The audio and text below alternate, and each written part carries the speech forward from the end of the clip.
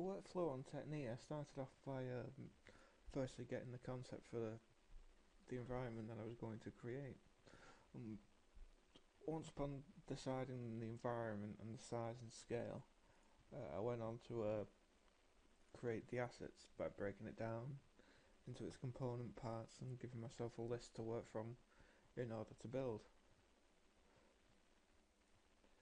With the assets laid out, it was then on to working in 3ds Max. In 3ds Max, a technique used for just a simple pillar is to break it up into sections so it divides better within ZBrush for the sculpting phase. Once all sculpting phases have been done, all the high to low poly meshes have been created, so onto working within the engine itself. Now, once in engine, you can see how your meshes look, your texturing, as well as the form. Problems with my texturing was I went away from the concept and texturing wise, and I have comments on polycount on how to bring me back to it. So I made a simple colour chart with all 3 main colours for the major parts of the sculpt and the environment. To get my work into the engine and into the environment to look the way it does, I use several different techniques from several different people and websites, such as Chris's. It shows asset creation tutorials, as well as light mask tutorials, vertex painting, the fog material, which I use myself in the engine from a fog plane. And then you have Herensis, which is the starter guide for everyone for UDK, which is the light mass, real-time reflections. And for myself, I used real-time reflections over static reflections to give a better world view. And one of the items that has the reflection is actually the water tank.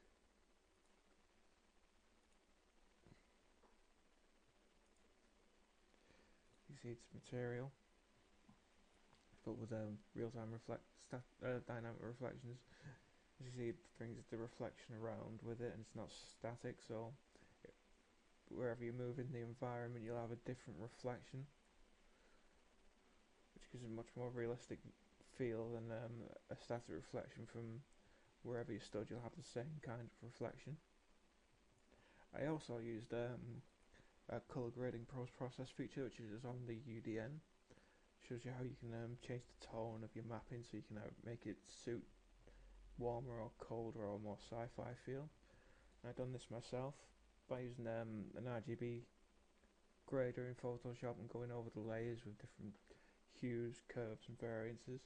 As you see, this is the level now with the RGB on, and if I turn it off, it'll show what exactly it does. As you see, without, it's much more washed out, less sharp. So by putting this on top, I've been able to bring it up more and suit the environment.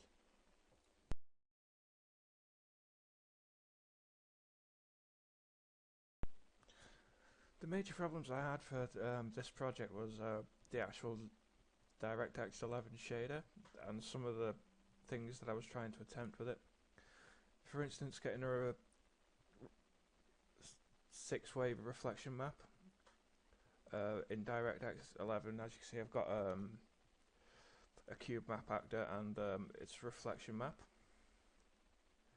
and by just putting the reflection map in, as you can see, I've got a very, very, very small window for the reflection. It's supposed to be wrap around, and by adjusting the far plane, increasing it, you can make sure you capture the whole scene. But in DirectX 11, it still renders black, so you cannot capture your scene. The only way to fix this bug that I found was to switch between the DirectX 11 to the DirectX 9 shader. I would capture your maps inside the DirectX 9, save them and bring them back into DirectX 11, as you can see I've done here. I also found this problem to be the same with generating UV maps. I imported my own and had trouble with them in DirectX 11. I tried to generate them in DirectX 11 and it wouldn't do it, so I had to switch back to DirectX 9, generate the UV maps in DirectX 9 and come back to DirectX 11. And the problems continued from there, such as vertex painting for the water. It wasn't possible for me to do in DirectX 11. Again, it needed to be done in DirectX 9 for me and bring back into DirectX 11. I had decided against this instead of just changing the geometry and adding a water texture and a water plane. So that's definitely an improvement I'd like to do in the future. The reason I chose against this was between every change of DirectX 11 to DirectX 9 and back to 11, my build time started to increase and increase and increase. I don't know if this was a bug within Unreal or just for the level that I was creating, but the build times were getting up to near an hour, so I decided to leave the vertex painting alone and just carry on as it was. Other problems I had, as pointed out, was low detailing on the side of meshes. I fixed this by adding detail maps to the actual materials. Wrong material.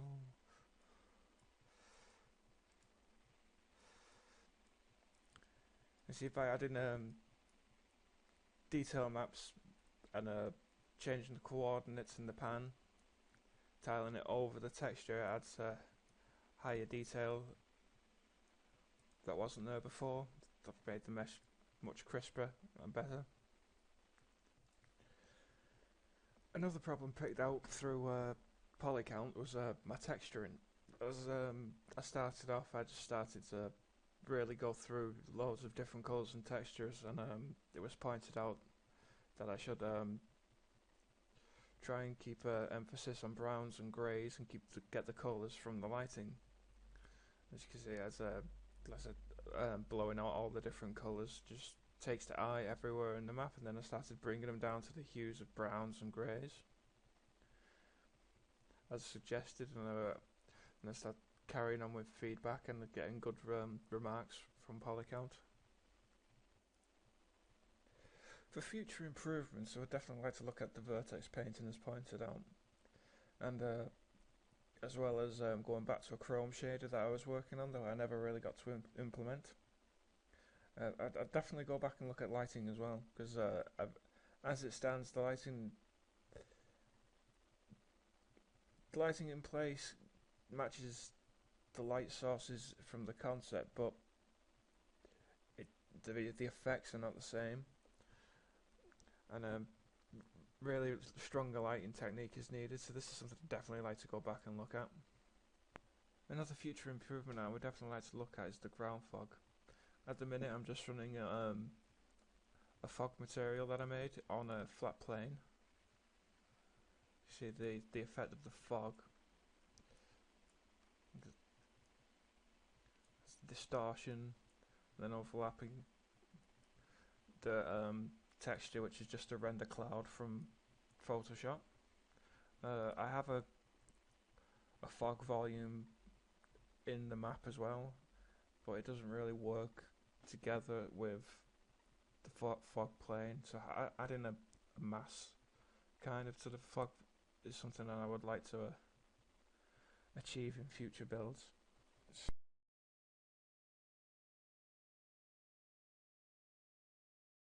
To evaluate my work, I need to hold it up against other works from industry. So by looking at other works from industry, there's a guy called Thor Frick. He created a modular environment just from a 256 by 512 texture, and it was completely modular and quite an expansive environment.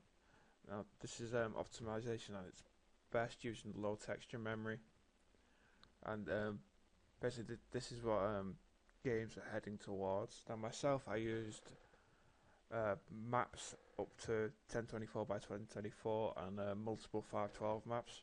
So my texture memory probably wasn't all the best compared to what this guy can do and what can be done in industry. And comparing it to something that is side by side with it is the Samaritan demo from E3 using DirectX 11. This has much the same things that my scene has: the lights, the water, fog, and just the environment on the whole. The neon lights and signs, as well as the standard lights in this scene, are all above and beyond what I could produce for my scene.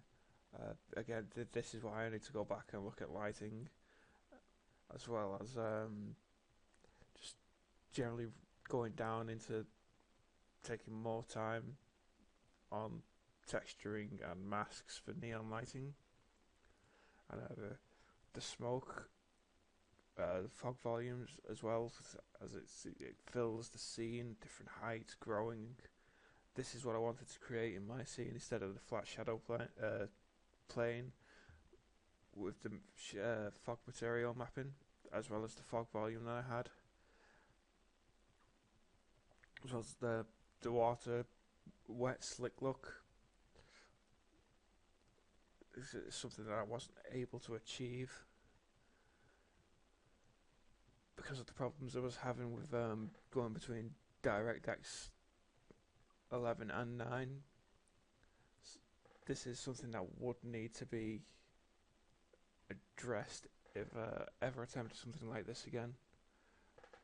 To pick a shader and get a relevant build of the engine so there is no problems as I go along.